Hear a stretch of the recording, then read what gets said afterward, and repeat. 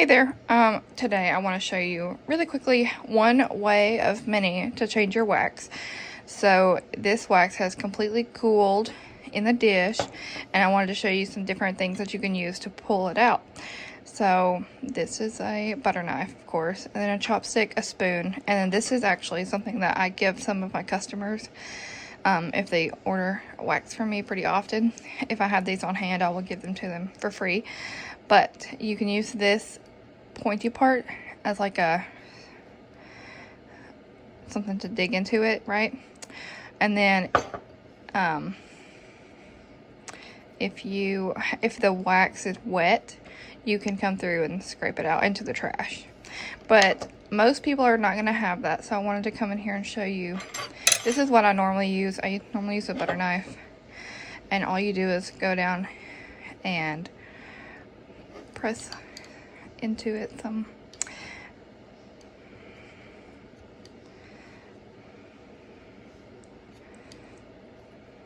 Normally it is.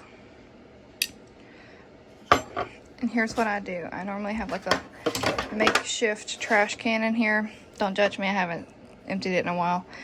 But I'm just going down beside the wax on the, see? And then I didn't even have to go all the way around, and it popped up in like almost one piece. And that's all I do. This is just one way. I like to call this the spoon method, or you can call it the butter knife method, the chopstick method, the spatula method, whatever floats your boat. So now I have a bit of a wax change fail. I was testing out this different method I've seen on TikTok, and I was skeptical. I was like, I don't really know how that's gonna work, but let's try it. So basically you put a string of ribbon in there and you turn it off and let it cool. So apparently the ribbon method that I'm testing here is supposed to allow you to pull it out in a puck and throw it away in one piece, but that wasn't happening.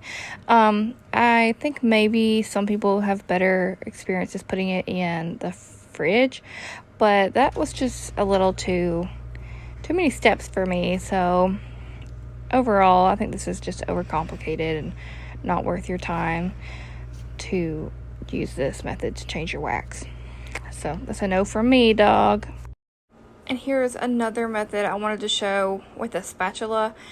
If you don't have one of these Scentsy spatulas, you need to use a designated spatula for your wax so that it doesn't mix with food. And you can, sorry for the lovely view of the trash can, kind of gross, but see, this is what I was saying earlier in the video, where you can use this like bendy part to clear out all of that melted wax that it doesn't have any scent left, and you're ready to change it. And that's how fast it can go. Yep.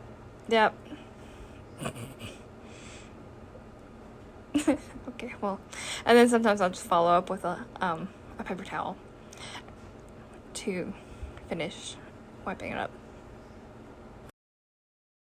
So if you can't tell, I made this video because I got a new like camera support tool. It's pretty basic, but it's just like this around the neck holder that holds the phone so that you can do hands-free videos, and I was thrilled with it. So I was just going gung-ho and like making as much video as I could today.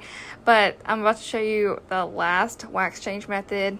I know this is like so not glamorous looking because there's like leftover wax on that dish, but well, I guess it's called a spoon rest, but I don't care. I mean, it just stays on the shelf. It's not for display or anything. So I just take 3 regular sized cotton balls.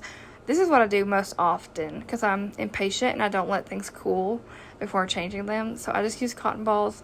I do prefer to use the cotton cleanups that you can buy from Scentsy, because the cotton cleanups are just a one and done thing, super simple. But when you're done using cotton balls, if you're not using cotton cleanups, just let them sit there and they'll reharden. The wax will kind of make a clump all together, and then you can just pop it off later and throw it away. But I hope this video was helpful. I tried to demonstrate as many wax change methods as I could. If you do something different, let me know. I'd love to hear. Okay, bye.